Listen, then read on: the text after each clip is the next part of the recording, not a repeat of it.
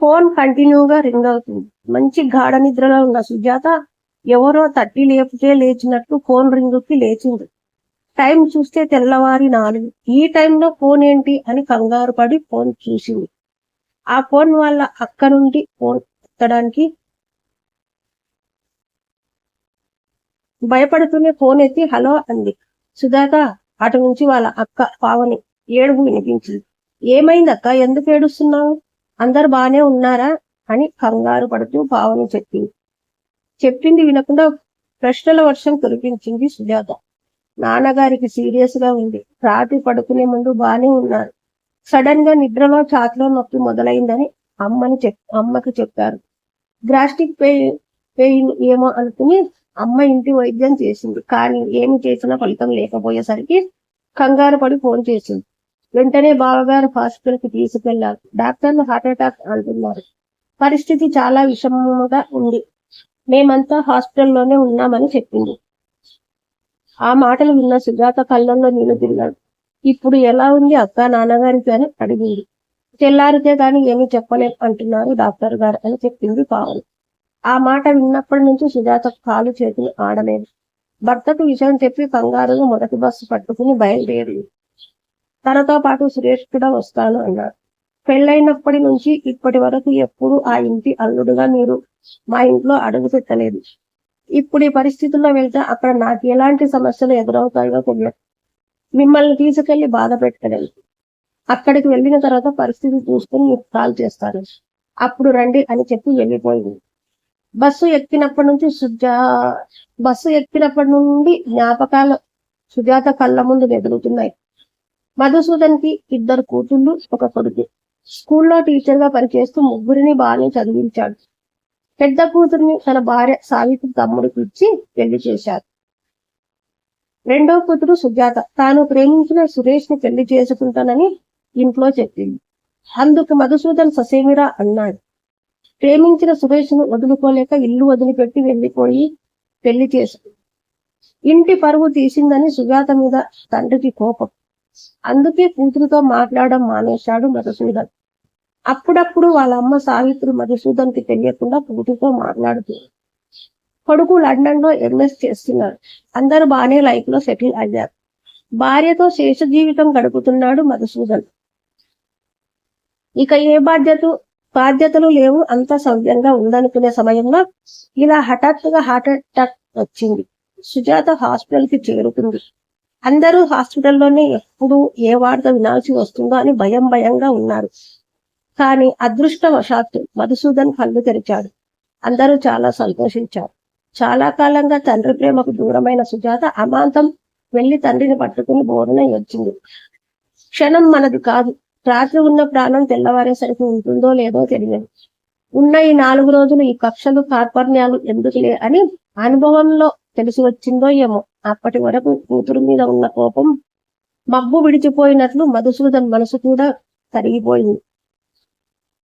కూతుర్ని చూసి మధుసూదన్ కూడా ఏడ్చేశాడు. డాక్టర్ వచ్చి మరేం పర్వాలేదు, ఒక 4 రోజులు అబ్జర్వేషన్ లో ఉంచితే సరిపోతుందని చెప్పి వెళ్లిపోయారు. ఆ వారం రోజులు సుజాత తండ్రిని కంటికి రెప్పలా చూసుకుంది. క్షేమంగా మధుసూదన్ ఇంటికి చేరుకున్నాడు. సుజాత సురేష్ కి ఫోన్ చేసి తన తండ్రితో మాట్లాడించింది. మధుసూదన్ అల్లుడిని ఇంటికి ఆహ్వానించాడు. అలా కుటుంబం అంతా ఒకటే సంతోషంగా ఉంటున్న సమయంలో సుజాత కడుపుతో ఉన్న సంగతి తెలిసింది. ఇంటిలో ఆనందం మరింత రెట్టింపు అయ్యింది. తన చేతుల మీదుగా కూతురి పెళ్లి చేయలేకపోయానని, ఇప్పుడు డెలివరీ అయి మనవరాలు పుట్టేంత వరకు కూతుర్ని ఇంట్లోనే పెట్టుకుని బాగా చూసుకోవాలని నిశ్చయించుకున్నాడు మధుసూదన్.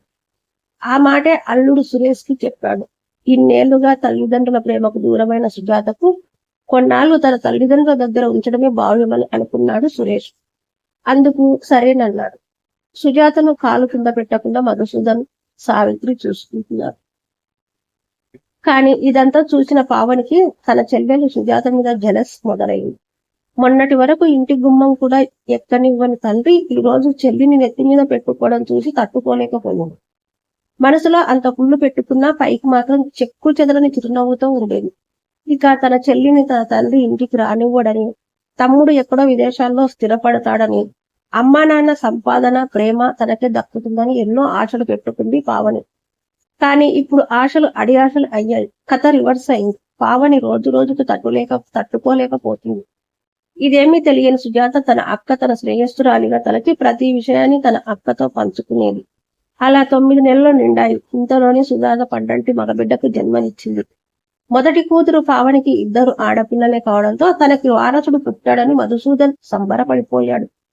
ఊరు వాడ స్వీట్లు పంచి పండగ చేశారు మధుసూదన్. మనవడు పుట్టడంతో సురేష్ అమ్మానాన్నలు కూడా వాళ్ళని క్షమించి దగ్గరకు తీసుకున్నారు. అందరూ ఘనంగా సుజాత కొడుకు పేరున ఫంక్షన్ చేశారు. ఫంక్షన్ కి వచ్చిన బంధువులందరూ సుజాత భర్తను, కొడుకును, కుటుంబాన్ని పొగుడుతూ అందలం ఎక్కించారు. అది చూసి పావని అసలు తట్టుకోలేకపోయింది. తల్లిదండ్రులు చెప్పిన మాట విని మేనమామను చేసుకున్నందుకు తనకు ఏమి దక్కింది? అందరినీ ఎదిరించి తన చెల్లాయి పరాయి కులం వాడిని చేసుకున్నా ఇప్పుడు అందరూ ఆమెనే పొగడటంతో పావని మనసులో బాధపడిపోయింది. మనసులో ఎంత బాధ ఉన్నా పైకి మాత్రం నవ్వుతూనే తిరిగేది. అలా 2 ఏళ్లు గడిచాక తన కొడుకు భరత్ పెళ్లి నిశ్చయించారు మధుసూదన్. పెళ్లి పనులు చేసుకోవడానికి కూతురు ఇద్దరిని 1 నెల ముందు ఇంటికి పిలిచారు. పావని పుట్టినప్పటి నుంచి సొంత ఊర్లోనే పుట్టి పెరిగి అక్కడే మేనమావను చేసుకుని స్థిరపడడంతో పెద్దగా ఇతర విషయాల మీద అవగాహన లేకపోయింది. అందుకే హైదరాబాద్ లో ఉంటున్న సుజాతకు అన్ని తెలుసనే భావంతో భరత్ షాపింగ్ విషయాలు అన్నింటికి సుజాతని వెంట పెట్టుకుని వెళ్ళేవాడు. ఇక పావని ఈర్ష్య పరాస్తాకు చేరినట్లు చెల్లి మీద పీకల వరకు కక్ష పెంచుకుంది. కావాలని ప్రతి విషయంలోనూ సుజాతను తక్కువ చేసి మాట్లాడడం మొదలుపెట్టింది. కానీ తన అక్క ఏదో తెలియక అట్లా మాట్లాడుతుంది కానీ కావాలని అలా మాట్లాడుతుందని గమనించలేకపోయింది సుజాత. అంతటితో ఆగక పెళ్లి కూతురు బంధువుల దగ్గర సుజాత పెళ్లి ప్రస్తావన తీసుకువచ్చి నలుగురిలో పరువు తీసింది. పెళ్లి కూతురు బంధువులు అందరూ సుజాతను చూసి గుసగుసలాడుకోవడం తప్పుకోలేకపోయింది. ఎవరికైనా బయట శత్రువులు ఉంటారు కానీ సొంత తోడబుట్టిన అక్కే శత్రువుగా మారి తన పరువు బజార్న పెట్టినందుకు కుమిలిపోయింది సుజాత. జరిగిన విషయాన్ని తల్లితో చెప్పుకుని బాధపడింది. సావిత్రికి కోపం వచ్చి పావనికి చివాట్లు పెట్టింది.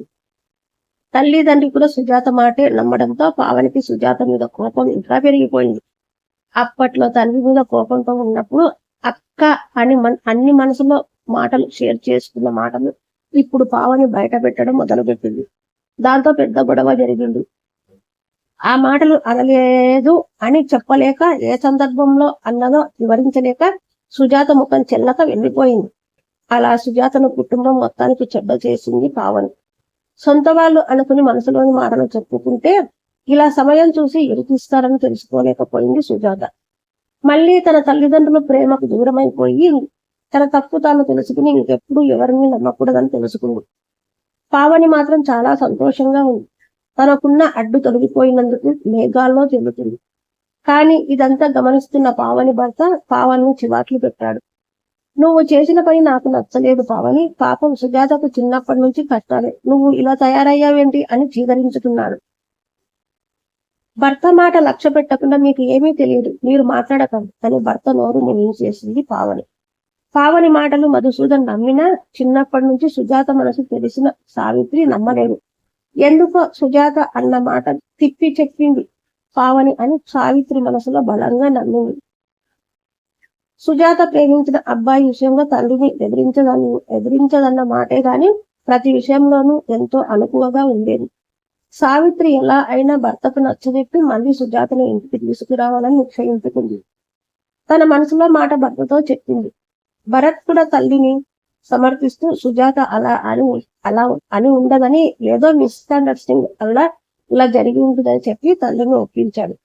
భార్య కొడుకు చెప్పిన మాట విన్న మధుసూదన్ మనసు మార్చుతున్నాడు. కుటుంబంలో చెలరేగిన సమస్యలకు పరిష్కారం చెప్పాలని, మళ్ళీ కుటుంబం అందరినీ కలపాలని సుజాతకి ఫోన్ చేసి పండక్కి రమ్మని పిలిచాడు. తండ్రి నుంచి ఫోన్ రాగానే సుజాత సంతోషపడు తనను అర్థం చేసుకున్నందుకు పొంగిపోయింది. ఆనందంగా కుటుంబంతో ఇంటికి బయలుదేరింది. పండక్కి సుజాత వచ్చిందన్న సంగతి తెలిసి పావని పండక్కి రాలేదు. మీకు నేను కావాలో అది కావాలో తెలుసుకోండి అని చెప్పి. ఆ మాటలు విన్న సావిత్రి, ఏంటి పావని నువ్వు ఇలా తయారయ్యావు? చిన్నప్పుడు నీకు సుజాత అంటే ఎంత ఇష్టం. స్కూల్లో ఎవరైనా దాంతో పేచీ పెడితే నువ్వు వెళ్ళి గొడవ పెట్టుకునేదాన్ని. నాన్నగారు ఏమి తీసుకొచ్చినా తమ్ముడికి చెల్లికి ఇచ్చాకే నువ్వు తీసుకునేదాన్ని. దాని ప్రేమ విషయంలో కూడా నువ్వు నాన్నగారితో ఎంతో పోట్లాడావు. ఇప్పుడు ఇది నీకు కానిది అయ్యిందా? వయసుతో పాటు జ్ఞానం పెరగాలి. నేను నిన్ను ఇలాగేనా పెంచాను? తోడికోడళ్లతో పోట్లాడే వాళ్ళని చూశాను కానీ సొంత చెల్లిని ఇంత ద్వేషించే దానిని ఎక్కడా చూడలేదు అని చివాట్లు పెట్టింది. అందుకు పావని, అవును, నేను మంచిదాని కాను. నువ్వు చెప్పినట్టు విని మీ తమ్ముడిని చేసుకున్నాను కదా, మావయ్యని చేసుకుంటే జీవితం బాగుంటుందని, ఊర్లోనే కళ్ళ ముందే ఉంటానని నీ స్వార్థం కోసం నా బ్రతుకు నాశనం చేశావు. అది ఇల్లు వదిలిపెట్టి వెళ్ళిపోయినందుకు అప్పటి నుంచి ఇప్పటిదాకా నీ కష్టాలు నష్టాలు అన్ని నేనే చూసుకున్నాను. అది చక్కగా దానికి నచ్చిన వాడిని బాగా సంపాదించే వాడిని చూసి పెళ్లి చేసుకుంది. నీ కొడుకును కూడా లండన్ పంపించి పెద్ద చదువు చదివించారు. నాకే చిన్న వయసులో చదువు ఆపేసి మామయ్యకిచ్చి పెళ్లి చేశారు. ఇప్పుడు నాకు ఏం మిగిలింది? ఆస్తి కూడా ముగ్గురికి సమానం అంటున్నారు. మీ దగ్గరే ఉండి మీ కష్టాలు సుఖాలు అన్ని చూసుకున్నందుకు నాకు ఏమి కలిసి వచ్చింది?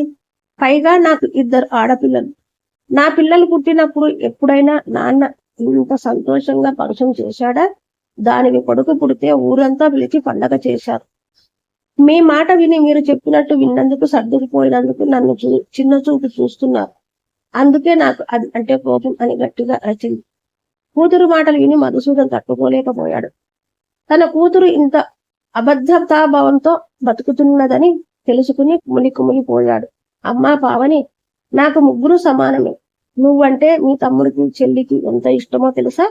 సుజాత కొడుకు సేమింగ్ ఫంక్షన్ లో మీ అమ్మ సుజాతకి కట్నం పెట్టలేదు, అల్లుడికి కట్న కానుకలు మర్యాదలు చేయలేదని ఎంతో కొంత మీ రిటైర్మెంట్ డబ్బులు తీసి ఇవ్వండి అంటే నేను ఒక 10 లక్షలు సుజాతగా ఇవ్వబోయాను. కానీ సుజాత ఏమందో తెలుసా? నాన్నగారు, మీ ప్రేమ ఆప్యాయత ఉంటే చాలు, ఈ కట్న కానుకలు బహుమతులు నాకు వద్దు. మీరు ఏమైనా ఇవ్వాలనుకుంటే పావని అక్కకు సాయం చేయండి.